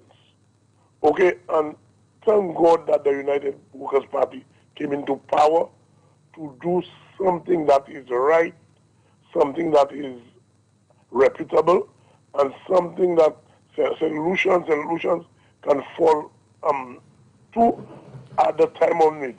Now, Mr. Minister, I want to ask you a question. Okay?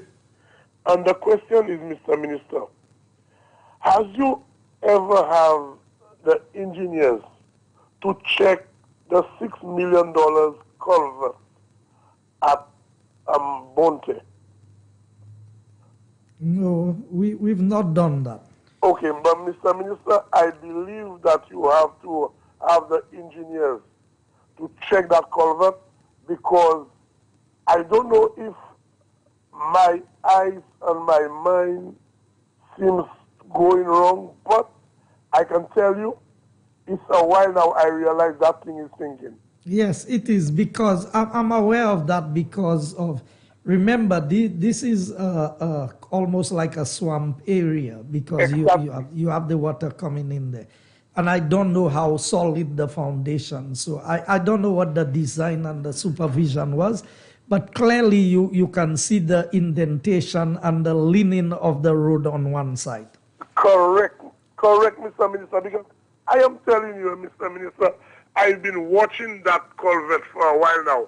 And right now, as the fall-in is coming up there, I say I have not heard it from anybody or anybody point it out, but I was waiting for you on this show tonight to let you know that before joining that four-way into that culvert, that's not a bridge, that's a culvert. Make sure that you have the engineers check it out thoroughly, and that you do not have to do a boo-boo like the Labour Party. Thank you. Okay. All right, thanks a lot, Colin. Yeah, so Champagne, we were talking about the Friendwell situation. Yeah. So the Labour Party could go and pay almost 14-point-something million US dollars for Friendwell.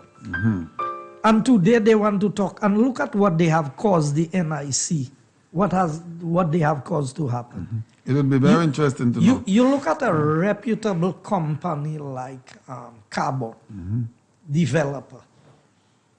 For them to just come and pay off the loan shows you that they have the capacity and the capability.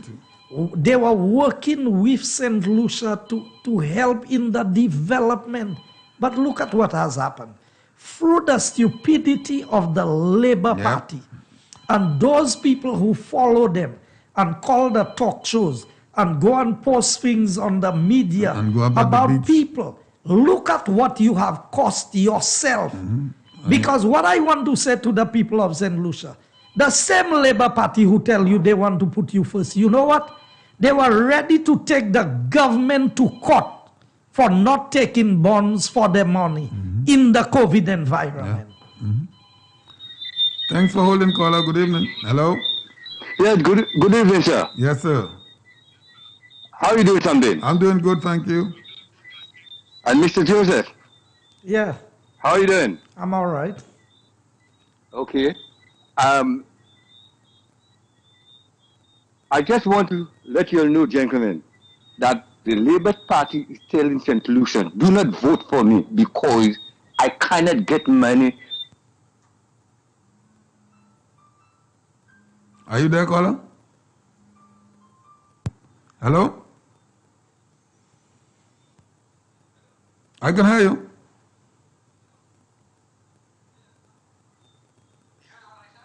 Yeah, go ahead. We could hear you.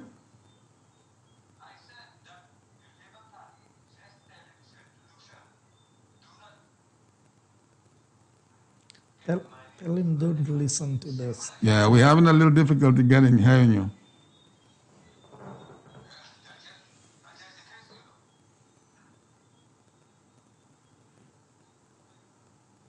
We're having a little difficulty hearing you, though, caller. I think you broke up a little. Yeah, just call us again. Call back. I was having a little difficulty hearing what he was saying. Yeah, well, anyway. We have 2 minutes, so we're going to do the final call. So whoever gets the line first, then you have that luxury of the final call. No, but the caller was making a very Yes, vital point from what I heard. Yeah. He was saying that, look here, the Labour Party is basically telling you, don't vote for me because I will not be able to raise money. Able to raise money. And we spoke and about that's that the earlier. new leader of the Labour Party telling you that, you know. Yeah. He's going based on what he heard his previous leader said. Hello, good evening. Good evening, Champagne. Good evening, Mr. Minister. Good evening. Mr. Minister, you keep saying Bell Fashions. I think you may be a bit mistaken with the name, you know. Bell Fashions was a company in Denry, was it not so? That's what he was saying, yeah? He said it was Denry. Oh, no, it was the one at Bizet. Yes, Mayfair at Bizet. Mayfair was Yes, Bizet. yes, you're right, caller. Yes. Yeah.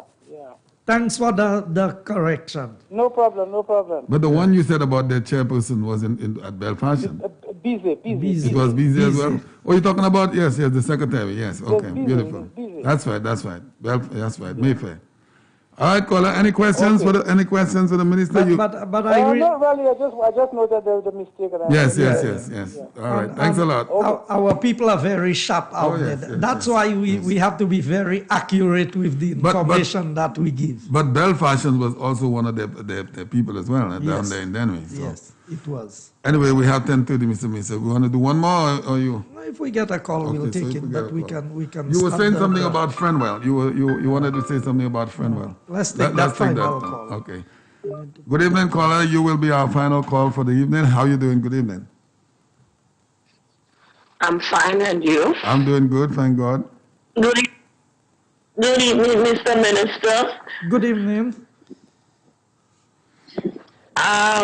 Just listening to you tonight, especially on that Cabot situation there in Cabot, just hearing that Cabot already paid off the loan. That is so sad. That is sad. Very, very sad. That is depriving the country of making some profits, interest on the loan. That is sad. Imagine you take a loan. The bank, you know how the bank bills. Is profits, interest. And I go to the bank to take a loan to build a building. Okay, we sign that agreement. The bank tell me that they give me 10 years to pay off that. Okay? And I said, well, yes, okay, that's how it's going to be. And tomorrow I'm going back to the bank and telling the bank that I'm paying off. I'm paying off all the loan. Is that not forfeiting your deal with the bank or something like that? That is so sad. That means the bank now loses how much money? Yes. So that means we, NIC, right now is at a loss. The way I see it. The way they will look at it, and I can tell you what they will come and say, well, our money is secure, it's there. Yeah. That's what you're likely to hear. But this is clearly, and I've said it before, the Labour Party does not know how to invest. They do not know how to grow money. They do not know how to make your money work for you. That is why they are the way that they are. But you're right, caller. The NIC contributors are the ones losing out. Mm-hmm. Exactly. They are the ones losing out. And if that's how Labour is going to make business for St. Lucia, hence the reason that these people cannot make profit and go to no international money institution to get money for the country. These people cannot do anything. They cannot work the economy. It's like these people were not sent to school to work economy. So hear that, caller. Hear this. You think, as politicians, we don't worry about where our pension coming from. Our pension is being paid by the government, not by the NIC. Mm-hmm. And that is what I tell St. Lucians. I say to St. Lucians every day. So Dr. Anthony was going to take $65 million of NIC money and go and build a building in Viewfort that the land was not transferred to NIC yet. They didn't have any DCA approval or anything. But that was okay for him to do that.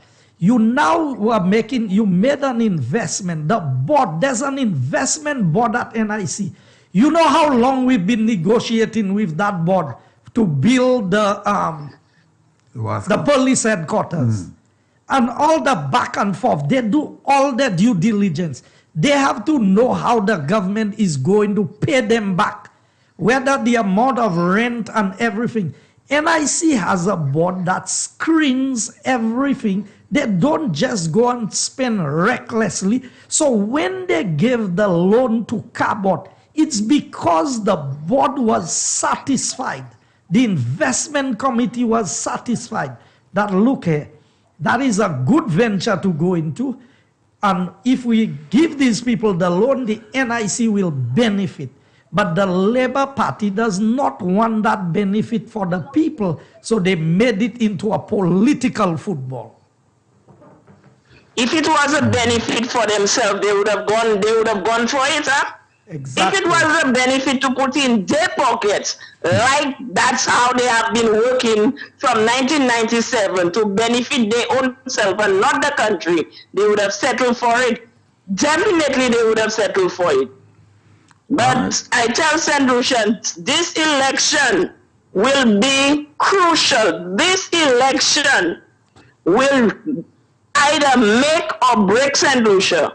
And if we love St. Lucia, we would want to see St. Lucia go forward and do not just go into the polling station and vote because we like Labour and vote because we like Labour. We're voting for the future of St. Lucia.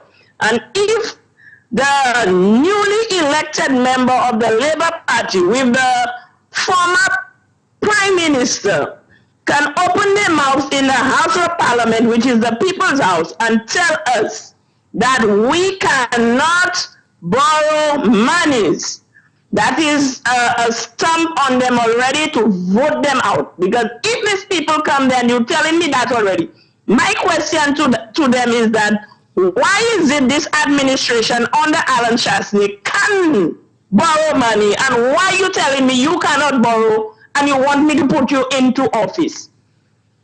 I want them to answer that question for me. Why is it they cannot borrow? And it took Alan Chasney 3 years, like he told the nation, 3 years, to undo what Kenny Anthony did, whatever he did, whatever Jimmy Flixie did, and he couldn't borrow the money. And that man came in there and he asked us to give him 3 years. And he undid everything the SLP administration did to give St. Lucia that relief. And look at when it came underneath the world crisis that nobody has ever seen. Mm-hmm. We got that break so that we can get monies to make things happen in the country for the people, to put some people to work by working on the country's infrastructure, where all of them opposing, and opposing. Under that kind of crisis that Philip J. Pierre will come and be bold enough to tell us that he will not be able to borrow monies to help us. So where will we be? Yeah. Where will we be? All right, where will we be? That is questions I want the Labour Party base to ask their members on Facebook while they're writing their comments. Ask them why can Alan Chasney get monies borrowed, and you all cannot do it to save us. Okay. I want them to ask that question. Yes. But anyway, like I tell you, sir, continue doing your work. Continue, don't stop. Continue. And I know, St. Lucia, we are going to make the right choice and do what is right for St. Lucia. Amen. All right, caller, have a good evening. Thank you. Thank you. You too. Thank you very much. That was a wonderful contribution. Always from our beautiful lady, and she's from our area, Castries East. Yes. So what I want to say, Champagne, is in closing tonight, we have a lot of things to weigh in terms of what is before us.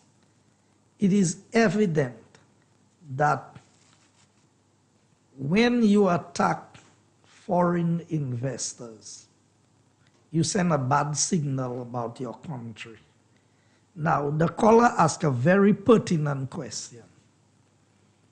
Where would they get money to run the affairs of the country? You know what they would do, caller? They would tax the people of St. Lucia. They would tax you as much as they can. That is all they could. Because I remember Philip J. Pierre coming to the house and said, "It's 3 ways you can get money." I'm not sure. One of the members, you borrow, you beg, or you tax. And I asked him, what about investment? If you invest properly, if you do the right things, if you grow the economy, once the economy you have a wider base, the tax can remain, if the tax is 10%, 10% of $100 $10 is $10. But 10% of $200 is $20. So that is what you have to do. You have to grow the economy. And that is what Prime Minister Alan Chasney has been able to do. He's been able to grow the economy. So before COVID, the economy, the GDP was up to $5 billion. Because of COVID, we've lost about $1.1 billion of GDP. But as the economy begins to come back, we will begin to see the benefits. And so I don't trust the Labour Party. I have been a supporter of the Labour Party in the past. Okay? So I always tell people, some people have been with one party. So I have had the opportunity to be objective and to look at both parties. And I can tell you, voting for Labour Party was a major mistake in my life. Not just for you, for everybody. A major mistake. And the members of my family who voted for the Labour Party, some of them vowed that they will, if it's Labour Party that they have to vote for, they will never vote again. No. But I'm just saying to you, Champagne, we cannot look at this thing lightly. When a government, when an opposition can seek to destroy the same country that they want to govern, it tells you, when Labour Party is in government, you ever hear us all over the place criticizing them about... No. We criticize them on their management style, on what they don't do for the benefit of the country. But we don't attack investors who come to St. They are Lucia. allowed to work the full 5 years, five years. We don't attack foreign investors who come here and do things. And it's unfortunate. I mean, in one way, I'm happy that Cabot paid off this thing. It's to our detriment. We have lost a few $1 million. I have a lot of persons in my family who have contributed to NIC over the years.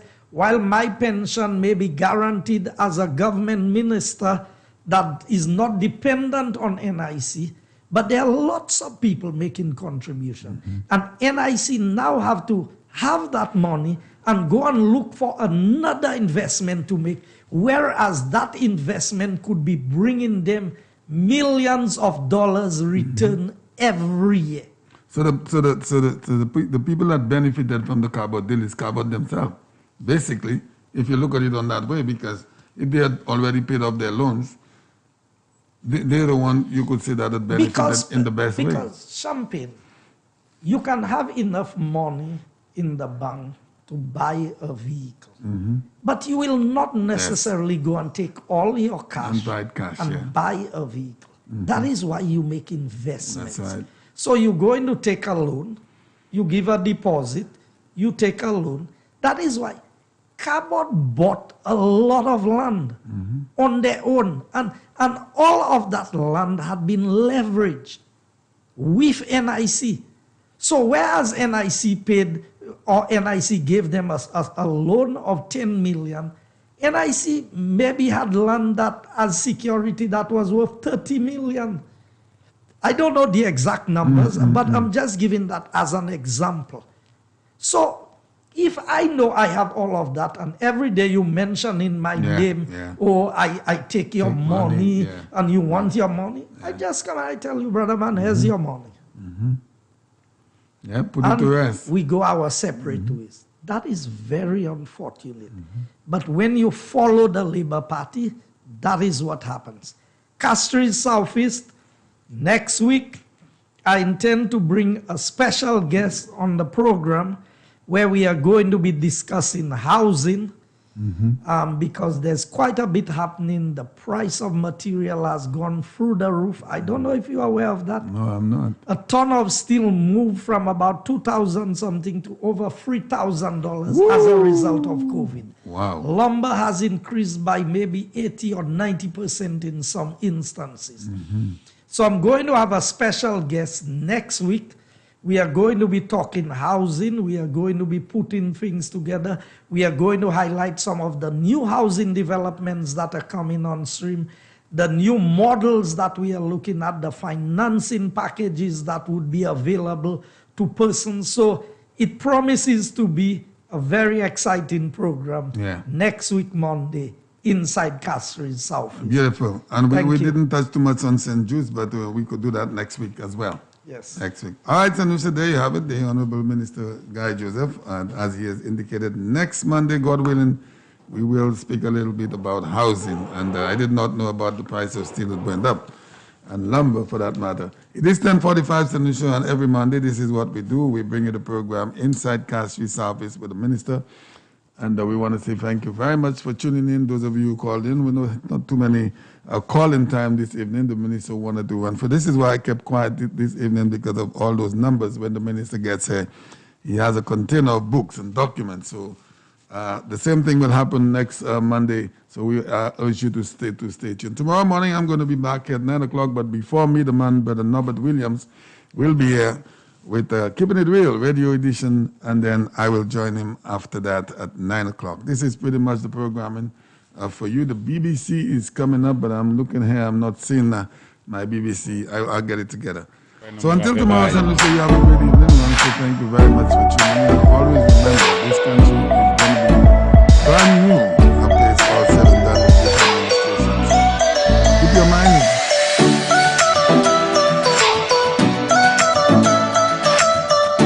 Bueno, me la café, bye.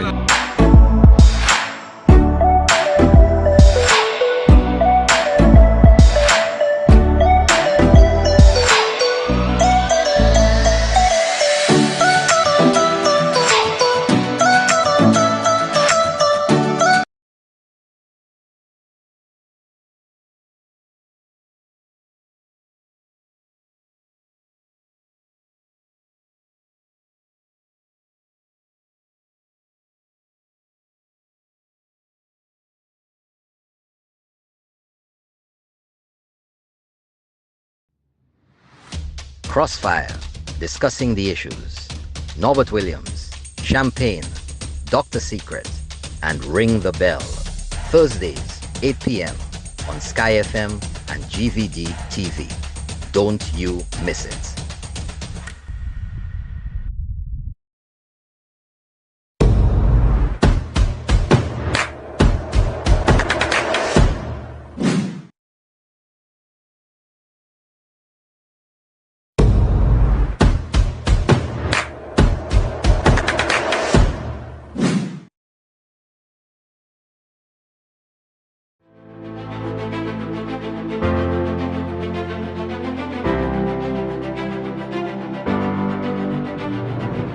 My mother sent us back. It was out of his breakfast to give us water. Still good.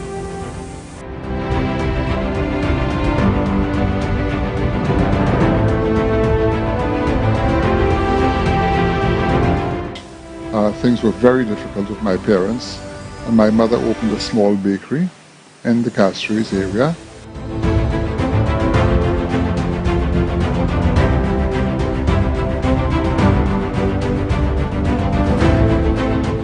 Because my father do everything he could do for me, not for himself, for me, personal.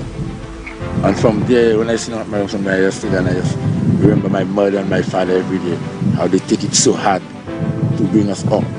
And I seen from today there, I have two disabled children from mother.